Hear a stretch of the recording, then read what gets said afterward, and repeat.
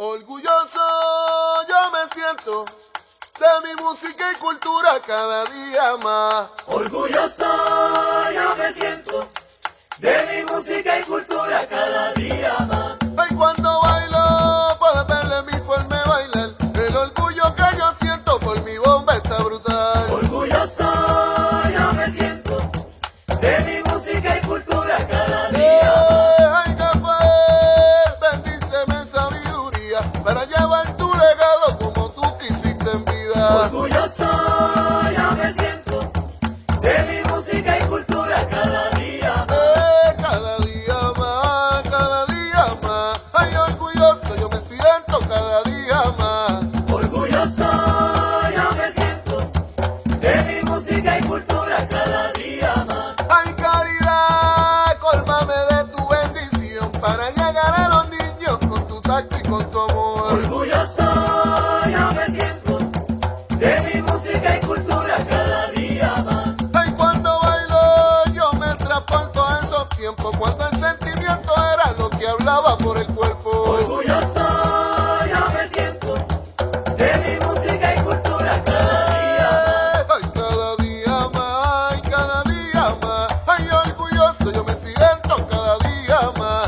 Orgulloso yo me siento de mi música y cultura cada día más. Con elegancia yo me paseo en el bate, bailando la bomba buena como siempre, como es. Orgulloso yo me siento de mi música y cultura cada día más. Ay, cierro yo los ojos y bailo mi bomba, porque eso es lo que yo siento desde adentro en mi bomba. En el episodio 5 de Boricuas Globales vamos a delinear los perfiles de dos colegas periodistas que han salido de Puerto Rico, dos miembros de la diáspora que se han reunido y establecido en Estados Unidos para continuar sus vidas. Vamos a hablar de qué los motivó, vamos a hablar de posibles motivaciones ulteriores porque se percataron más tarde de por qué realmente salieron del país. Vamos a hablar de dónde están, de lo que han sido sus vidas, lo que han hecho a partir de llegar a la ciudad de Chicago y a la Florida Central en el caso del otro. Escuchemos, conversemos con la diáspora puertorriqueña en Estados Unidos.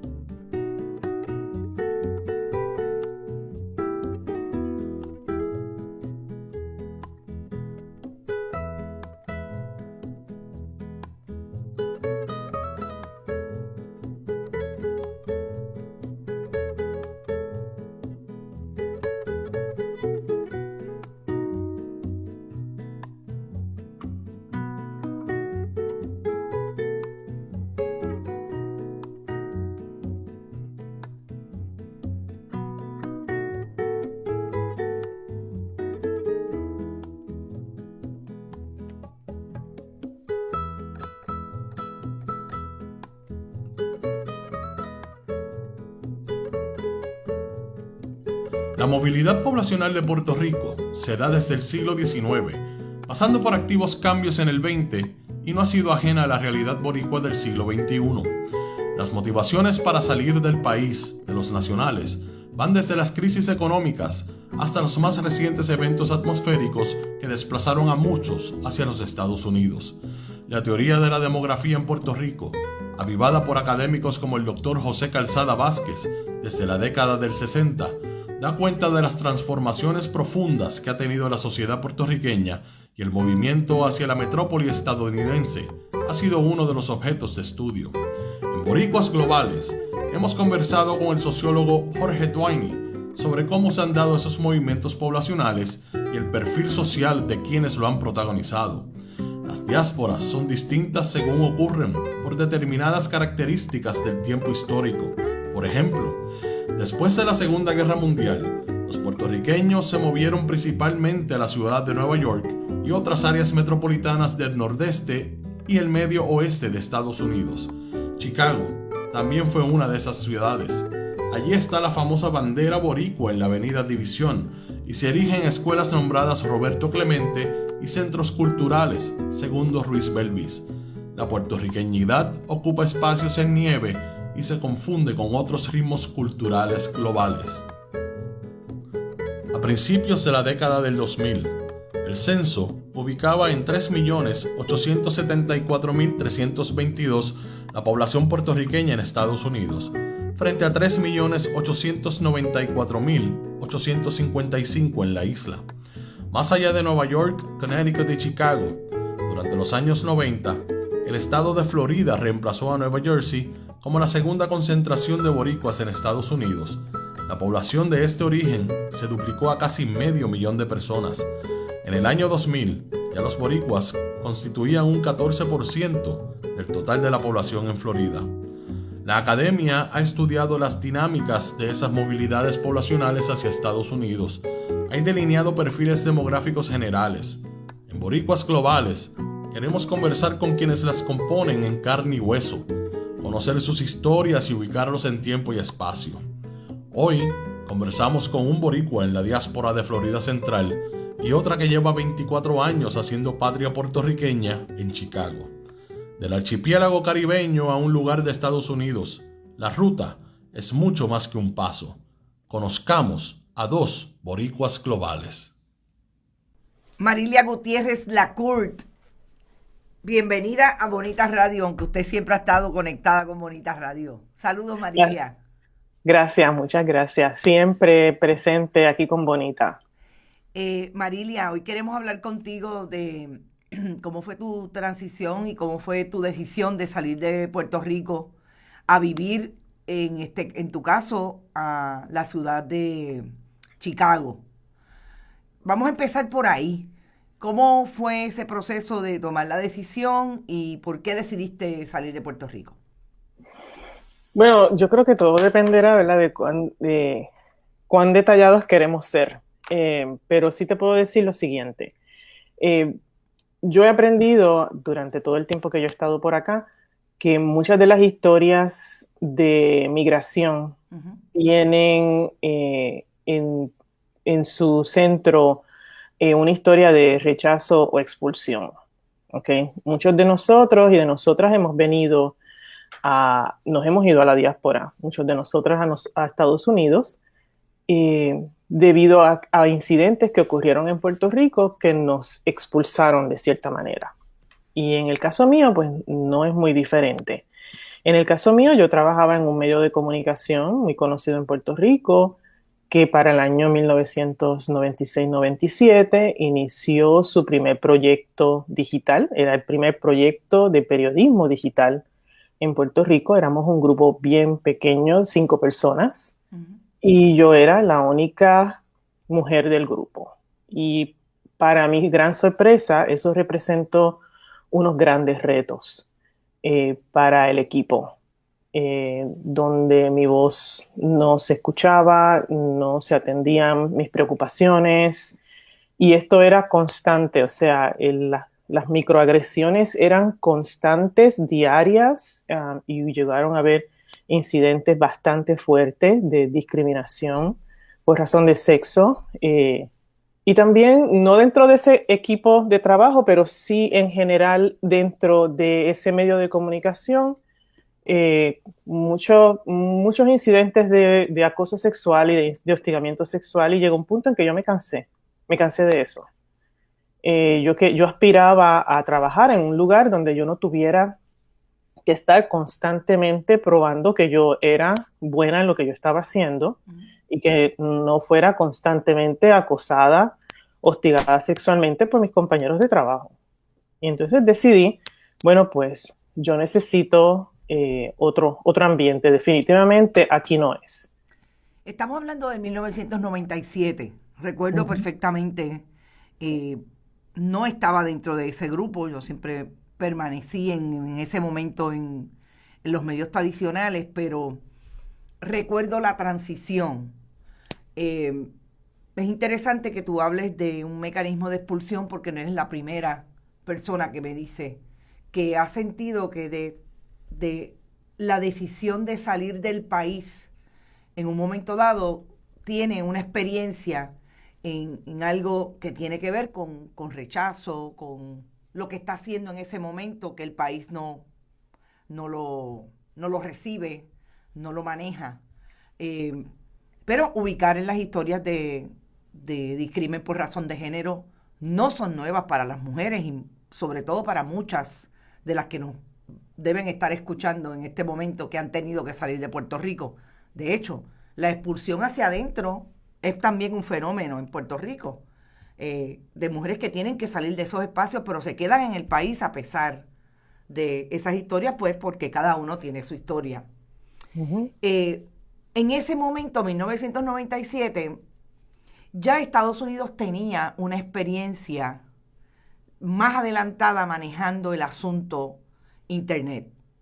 Exacto. ¿Qué tú hiciste entonces para disipar ese momento de discriminación que estabas viviendo, que se convierte Estados Unidos en una alternativa para irte del país a seguir lo que estabas empezando a hacer profesionalmente? Bueno, yo me concentré en el tiempo que me quedó en ese medio en Puerto Rico, yo me concentré en formar un portfolio de trabajo que yo pudiera, ¿verdad?, mostrar a potenciales empleadores. Y eso fue lo que me ayudó, ¿no? O sea, todo el proyecto que yo trabajaba, yo decía, yo sé que esto tiene un valor, yo tengo que capturarlo de alguna manera para que pueda yo mostrar que yo tengo estas habilidades. Y entonces yo fui muy disciplinada en términos de la búsqueda de empleo. Originalmente pues me concentré en la costa este de Estados Unidos porque es la costa, ¿verdad?, el área que más familiarizados nosotros estamos. Uh-huh. Y eventualmente cuando eso no surgieron oportunidades de trabajo ahí, pues entonces me volví un poco mi búsqueda hacia el oeste. Y entonces me encontré con el Chicago Tribune y ahí envié mi resumen. Ellos me llamaron para hacer una entrevista por teléfono y posteriormente me llamaron para hacer una entrevista en persona. Me pagaron para que yo viniera a una entrevista acá y de ahí el resto es historia. O sea, al final me contrataron. La crisis, una crisis particular, una experiencia te sacó de Puerto Rico, pero utilizaste muy bien lo que era tu perfil profesional para salir y llegar a Estados Unidos a trabajar donde tú querías trabajar. Pero surge una nueva crisis dentro de ese mundo profesional del periodismo digital, que fue la quiebra de los medios tradicionales como lo era el Chicago Tribune, manejando el impacto de la Internet. Eso sale Exacto. de tu vida profesional. Ahí específicamente, ¿cómo se dio? Exacto. Yo viví varios acontecimientos durante esos primeros años que yo estuve acá en Chicago. Primero fue la burbuja esa de Internet. Cuando eso explotó, los medios tradicionales se dieron cuenta que habían estado tratando de replicar los modelos de negocios de los medios tradicionales, no entendían bien este nuevo medio digital. Y eso implicó que después de muchos años de estarle derramando montones de dinero a estas operaciones, pues se vieron en la necesidad de empezar a recortar. Yo sobreviví en el Tribune 3 rondas de despidos, ¿ok? Todas de ellas, pues obviamente muy dolorosas porque son compañeros de trabajo y gente muy talentosa.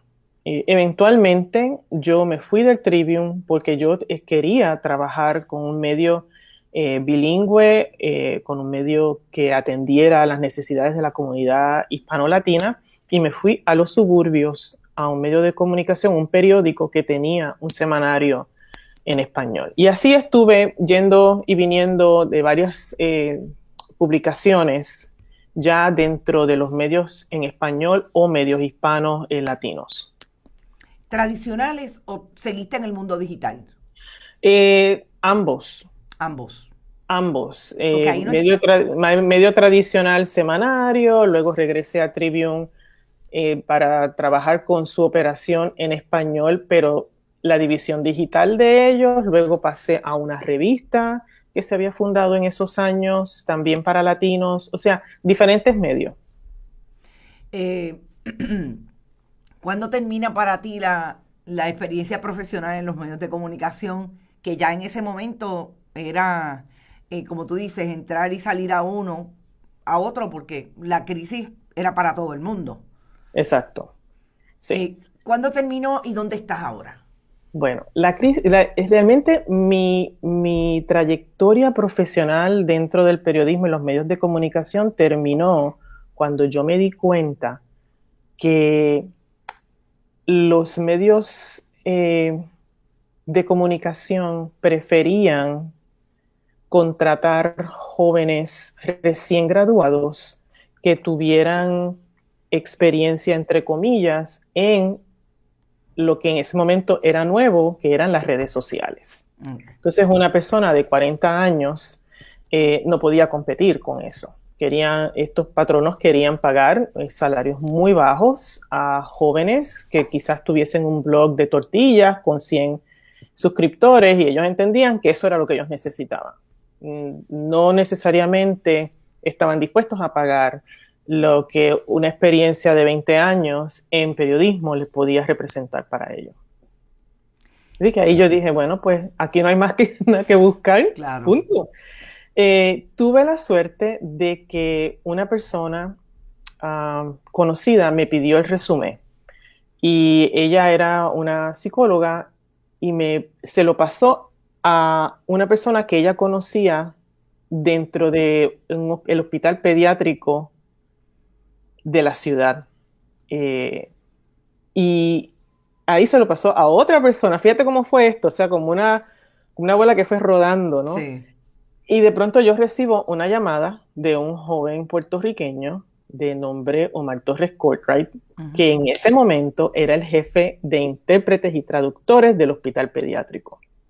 Posteriormente y eventualmente ahora él es el director ejecutivo del Centro Cultural Segundo Ruiz Belvis. Pero Omar me llamó y me dijo, mira Marilia, yo recibí tu resumen y estoy bien impresionado y me gustaría ver cómo podemos colaborar porque yo necesito intérpretes de contingencia. O sea, cuando alguien falta, pues necesito a alguien que cubra esos turnos. Y yo dije, bueno, pues aquí estoy yo, para adelante. Y entonces lo que hice fue que regresé, como quien dice, a mis orígenes. Porque eso iba, porque tú estudiaste traducción. Exacto, yo estudié en el programa graduado de traducción de la Universidad de Puerto Rico. Y entonces, pues ahí dije, bueno, pues de algo me sirve esto. Y eso fue lo que hice. Y sales del área de interpretación, que yo me imagino que está relacionado con el volumen y la cantidad de hispanos que tiene la ciudad de Nueva York, de Chicago, que no solamente son tradicionalmente mexicanos, hay puertorriqueños, hay latinoamericanos de toda la faja de Latinoamérica. Y llegas y me dices si el salto es de ahí a el sistema escolar, porque estás ahora mismo en el sistema de educación. Exactamente. Esa posición en el hospital, pues como te dije, era una posición de contingencia, no era una posición, ¿verdad?, a tiempo completo, y yo necesitaba una posición a tiempo completo, así es que empecé a buscar trabajo y encontré en un distrito escolar a las afueras de Chicago que estaban contratando traductores e intérpretes. Y ahí llegué hace 10 años, que no lo puedo creer ya, o sea, todo el tiempo que ha pasado. Sí. Pero sí, ahí estoy hace 10 años. Marilia, tú llegaste a Chicago en 1997, son diferentes las diásporas.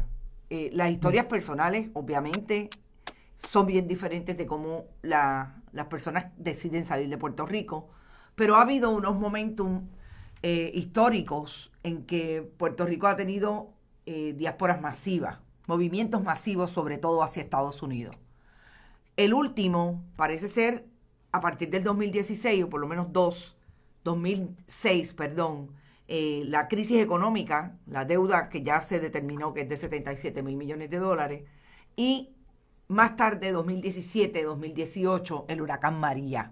¿Cuál ha sido tu experiencia, tanto en el trabajo donde estás como a nivel personal, con estas diferentes diásporas?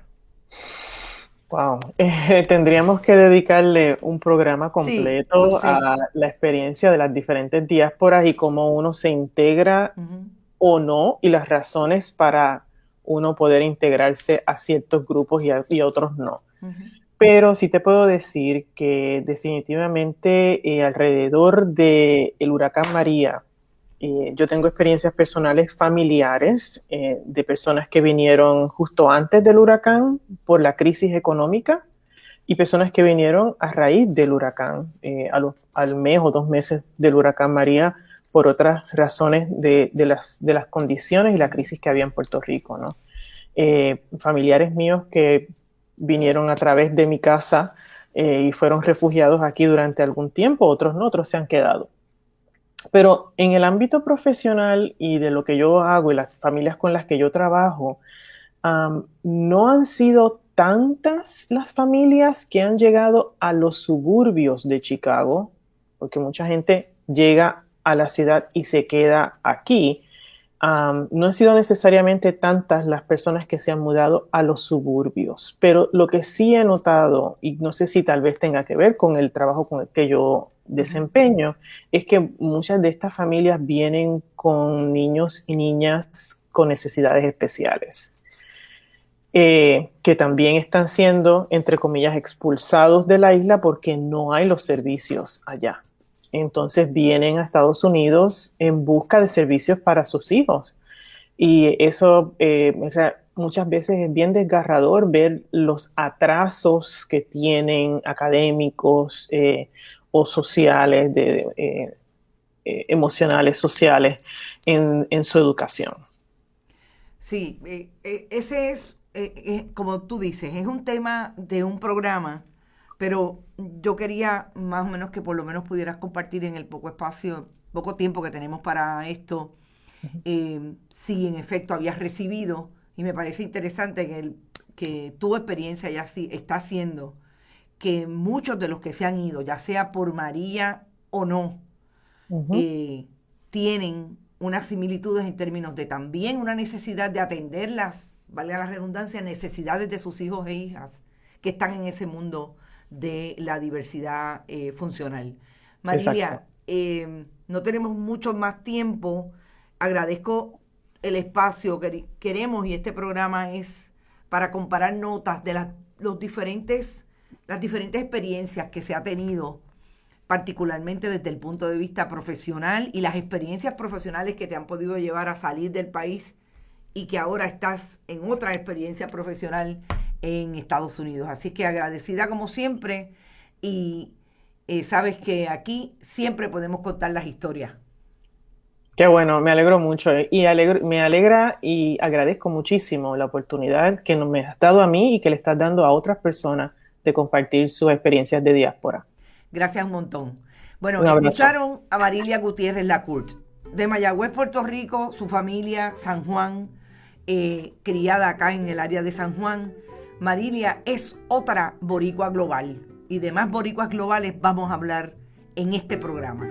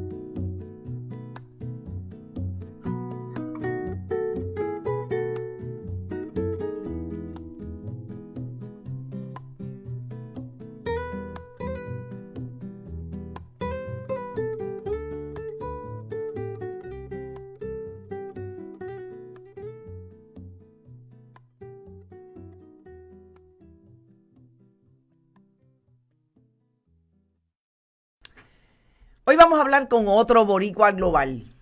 El compañero colega periodista Carlos Rubén Rosario también es uno de esos puertorriqueños que decidió partir del país y hace patria en el lugar donde se encuentra. Como siempre decimos en Bonita Radio, la diáspora puertorriqueña, donde quiera que esté, hace país puertorriqueño. Saludos, Carlos, y bienvenidos a Bonita Radio. Saludos, Carmen Eniti, saludos a la gente de Puerto Rico y sobre todo a los radio oyentes de Bonita Radio. Los escucho. Aquí los llamamos internautas, ciberescuchas, porque tú sabes que ahora, aunque nosotros tenemos ya una aplicación en alianza con la red informativa en la radio tradicional, pues nuestras plataformas son exclusivamente digitales. Pero aquí estamos. Y hoy queremos conversar contigo sobre tu salida del país. Te fuiste de Puerto Rico allá para el 2015. Quisieras que compartieras con nosotros cómo tomaste la decisión y cuáles fueron las circunstancias hasta donde puedas decirnos para salir de Puerto Rico y decidir que ibas a hacer patria en otro lugar. Mira, yo había estado familiarizado con la Florida Central desde que me casé hace 32 años. Y en esos sueños de juventud, uno decía, algún día me gustaría venir aquí y asentarnos aquí. Pero claro, una cosa es la realidad, otra cosa son los sueños, otra cosa es la juventud, la inmadurez en cierto sentido. De decir cuándo vine, pues me establecí finalmente en el 2015, 32 años después de ese, casi 30 años después de ese sueño inicial. Y sería importante especificar el trasfondo teórico, el trasfondo histórico del momento. Histórico del momento. Fue después de la famosa crisis económica del 2007. Y ya como íbamos arrastrando como familia, como país, íbamos arrastrando ya unos años de crisis económica. En mi caso específico, yo estaba bien. Tenía un trabajo en el municipio de Caguas, en la oficina de comunicaciones, estaba bien, estaba en mi pueblo, servía a mi pueblo. Mejor no podía estar en ese momento, sí, ya estaba fuera del mundo de los medios de comunicación. Pero mi familia sí sintió el embate. Mi hijo estaba recién graduado de comunicaciones, mi esposa trabaja en medios de comunicación, por tanto ellos ya estaban afectados directamente. Y en un momento dado, pues, en lo que se venía diciendo de cuando los niños se graduaran, cuando nuestros padres fallecieran, ese sería el día en que uno se pueda ir. Y ese verano del 2015, un día de momento, me lo había dicho ya mi esposa después de la graduación en mayo de mi hija menor. Mi esposa me había dicho, bueno, este es el momento ideal, ¿es ahora o nunca? Y un día me encontré con el camión de mudanzas el hombre de las mudanzas haciendo los estimados en la casa. Yo estaba en la casa, literalmente, y sabemos, y tenemos que aceptar, la mujer siempre es el motor de la casa. Y yo dije, ¿esto es en serio? ¿Esto es en serio? Y me dejé llevar. Y así, en julio 30 del 2015, partimos. Fue una decisión difícil. A nadie le gusta irse de su patria. Nadie sale por gusto. Es importante eso decirlo. Y tuve en ese momento el apoyo de la gente con quien yo trabajaba del municipio de Cagua. Ellos me dijeron, no renuncies, no me aceptaron la renuncia. Fue difícil, me dijeron, no, tú no vas a renunciar. Lo que podemos hacer es, vete, agota todas las enfermedades, todo lo que tenga de vacaciones, y si no funciona, regresa. Entonces, efectivamente, me fui con mi familia, estuve 4 meses en Florida Central, no conseguí trabajo, y agoté todos mis recursos de vacaciones y enfermedad, y regresé al municipio. Digo eso, es importante decirlo porque conlleva sacrificios de tanto personales como familiares. El primer sacrificio, dejar la tierra de uno. El segundo sacrificio, dejar la familia. Y estuve viviendo en Puerto Rico 1 año solo. encerrado en un cuarto, no salía con nadie, no tenía carro, o sea, habíamos vendido todo para salir. Y me acogió mi hermana, pero prácticamente la vida para mí era salir del trabajo, llegar en pasaje a un campo de Gurabo, caminar 1 kilómetro para llegar a casa de mi hermana y meterme en el cuarto hasta el otro día. Hubo un momento en ese año que uno desfallece. El momento en que, pues claro, la familia lo llama a uno. Conocí lo que era el WhatsApp, conocí lo que era la comunicación en video, conocí lo que eran las lágrimas en la comunicación en video y el hambre por tener la familia a mi lado. Eso fue un año. ¿Qué más te digo? O sea, ese fue el inicio de... No quiero hablar mucho, ¿no? Pero ese fue el inicio de todo lo que sucedió después. Carlos, Sí.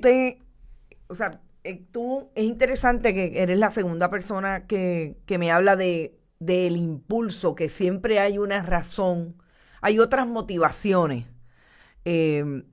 alrededor de decidir irse del país. Ese contexto tuyo fue la crisis económica que no necesariamente te golpeaba a ti, pero golpeaba a los miembros de tu familia, que obviamente pues ahí te colocó en una posición de tener que aceptar que para ellos era difícil y que ellos querían también hacer. Exacto. Obviamente, y bueno, pues hay que tomar la decisión y la tomaste.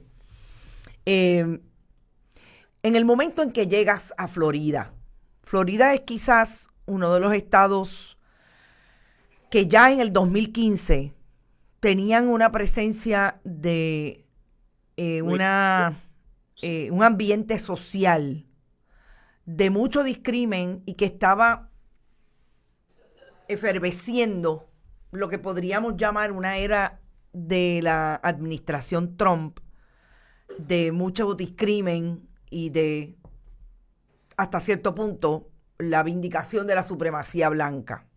Pero Florida tiene una gran cantidad de latinoamericanos, entre ellos muchos puertorriqueños. Llegaste allí, esos sentimientos los tuviste inmediatamente, ese ambiente social que estaba ahí, porque era el momento de la campaña política. Mira, te voy a decir, no, pero cuando yo vine a Florida, estaba el gobierno de Obama todavía. Claro, 2015. Yo me establecí primero en Tampa. Estuve unos meses en Tampa. En Tampa hay una gran comunidad de cubanos y mexicanos. Entonces, ya cuando surge lo de la administración Trump, no, yo en lo personal no he tenido capítulos agrios de que me sienta discriminado. Sí he tenido ciertas escenas. Por ejemplo, en un momento dado, escuché una señora diciendo, vámonos de aquí, fue una tienda por departamento, vámonos de aquí, porque esta gente habla español. Y me pareció escucharlo y me dolió y me quedé sin palabras, pero me pareció escucharlo. Nunca pude reportar porque me pareció escucharlo y no quería, yo dije, fue nosotros porque no había más nadie, pero no te podía decir qué pasó. Aquí hay algo bien importante. Después de la administración Trump y quizás peque al ser tan determinante diciendo después de la administración Trump. Contrario a Puerto Rico, tú aquí te sientes, hay una cosa que mucha gente va a decir, un factor común, vas a tener un poquito más de seguridad cuando te encuentras con jóvenes en la calle, cuando te encuentras en lugares públicos. Tú sientes cierto sentido de seguridad. Sientes que es posible que no pase nada.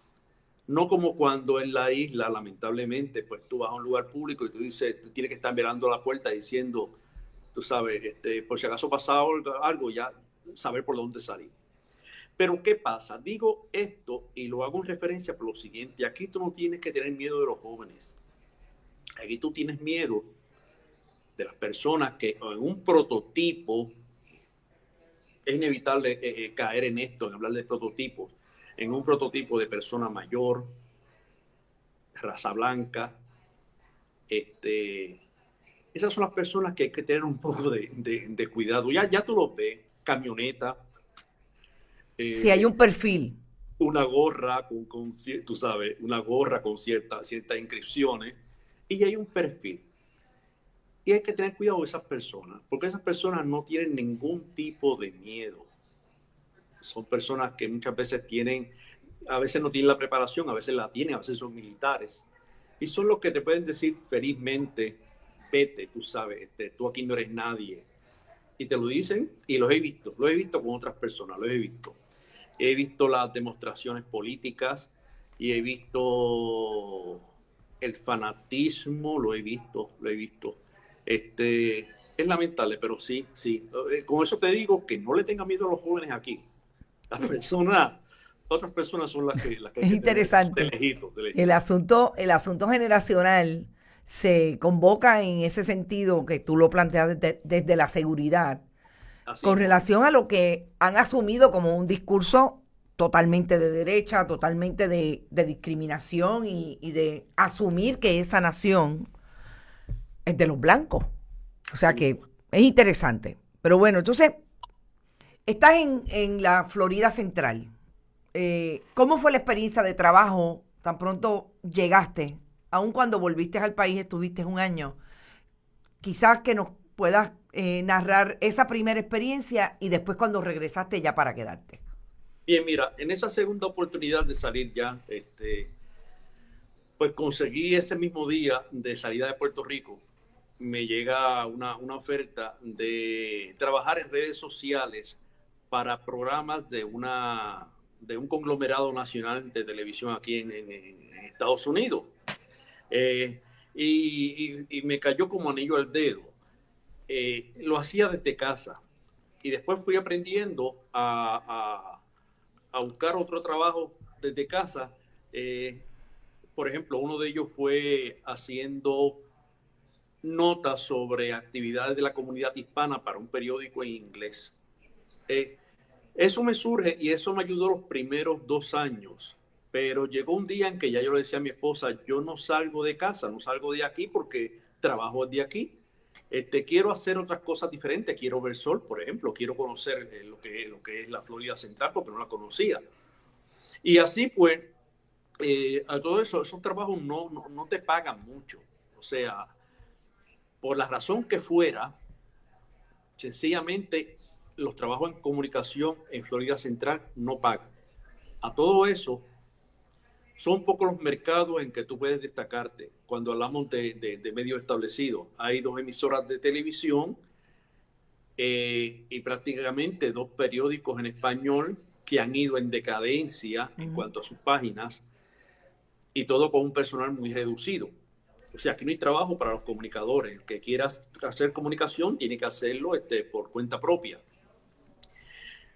Pues bueno, con eso dicho, me puse a buscar trabajo en otro tipo de industria, la industria del servicio.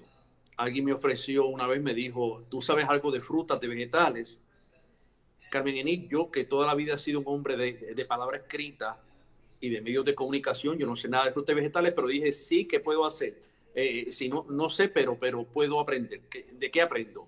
Bueno, vamos a aprender de productos orgánicos y de manejo de frutos orgánicos y manejo de frutas y vegetales. ¿Te atreves? Yo digo que sí.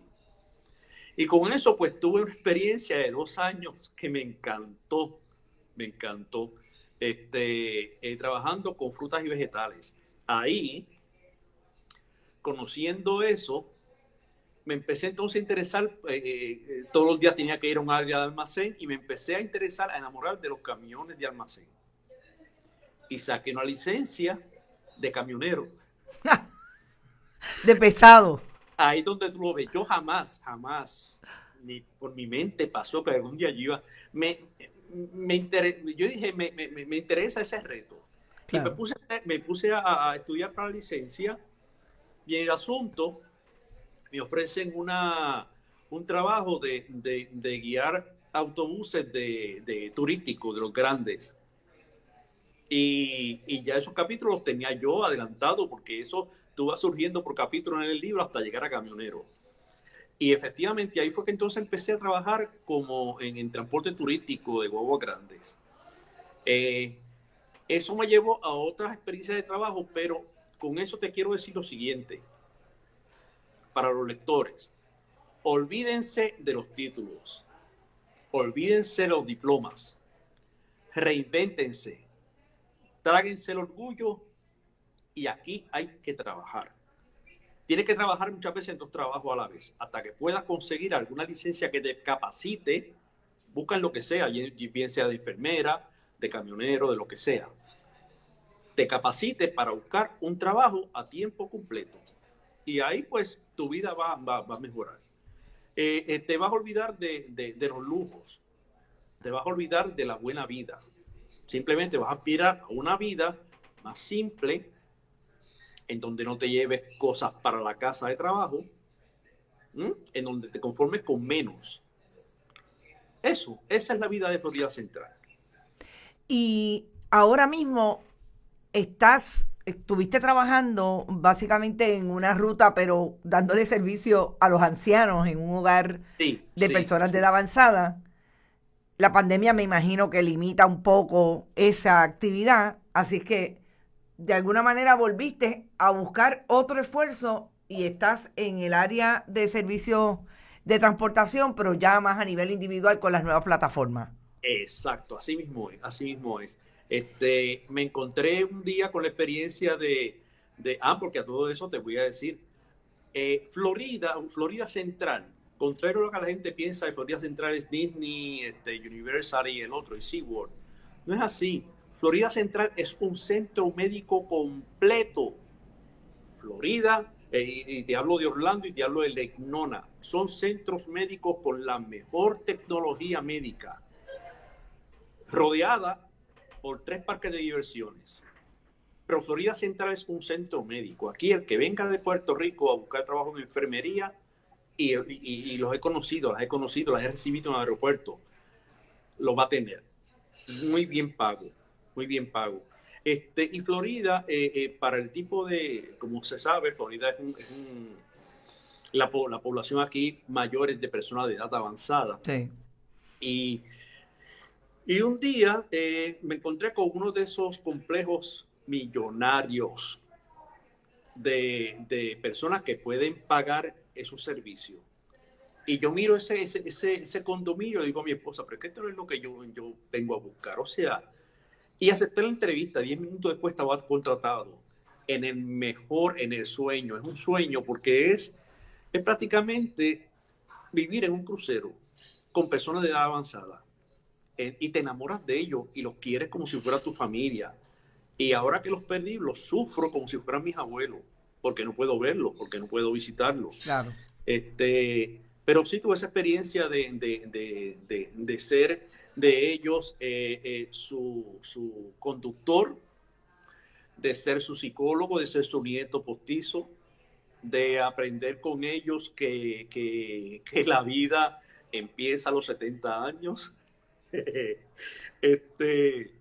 Mucho que aprender de ellos, mucha fuerza, mucho optimismo que aprender de ellos. Todos los días lo pienso, pero sí, después de marzo, pues la plaza se quedó congelada porque era lo que yo lo hacía prácticamente a ellos, era llevarlos a las citas médicas, llevarlos a centros comerciales y en la noche llevarlos a actividades sociales que se dan una vida de millonario, de la cual pues yo también, pues tú sabes, tenía entrada a espectáculos, a cenas con ellos y me di la vida que yo en mi vida, ni de soltero ni de casado, me he dado con viejita. Así. Carlos, te agradezco mucho que hayas compartido con nosotros tu experiencia saliendo y tomando la decisión de salir del país. Y como decimos acá, ustedes los boricuas globales, que en la medida en que están en cualquier parte del mundo, siguen haciendo patria. Así es que te agradezco mucho que la hayas compartido con nosotros y te invitamos a que veas el producto finalmente trabajado. Claro. Una cosa te digo solamente, una cosa importante. En mi tiempo libre, pues yo, claro, escribo, y ese enlace nunca lo podré olvidar de mi isla. Es la forma en que yo tengo de servir a mi país. Florida Central es muy grande, hay mucho activismo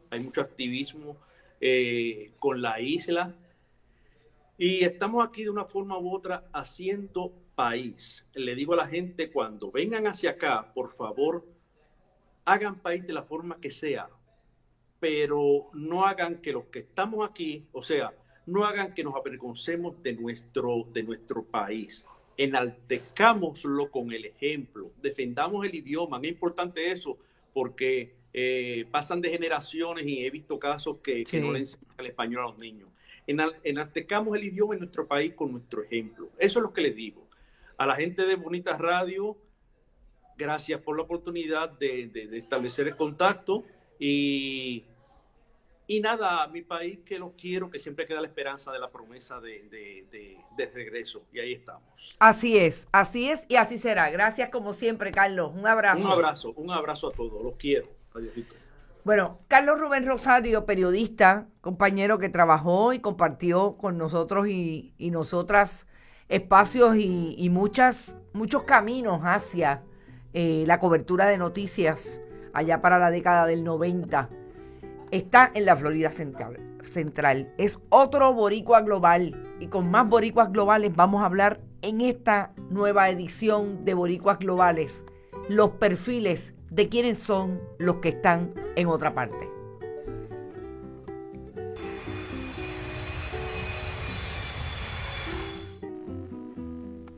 De Boricuas Globales discutimos con Carlos Rubén Rosario y la colega periodista en Chicago, Marilia Gutiérrez, por qué se fueron del país, cómo tuvieron su cercanía con el país puertorriqueño y sobre todo las diversidades de diáspora que existen y cómo se constituyen en cada país en que se encuentran. Hoy estamos hablando desde Chicago y la Florida Central. Próximamente tendremos un episodio 6 de Boricuas Globales que habrá de discutir estas mismas maneras de involucrarse en otras culturas, en este caso en culturas de Europa y Oriente, Asia, para poder seguir delineando el perfil de esos puertorriqueños que salen de la patria y continúan haciendo patria fuera de Puerto Rico. Boricuas Globales existe, es una realidad periodística gracias al apoyo de Cervecera de Puerto Rico, de la cooperativa Abraham Rosa y la cooperativa Vega Alta Coop. Gracias, y continuaremos delineando los perfiles de quienes nos representan más allá de los mares y los océanos que constituyen el Caribe puertorriqueño. Hasta la próxima.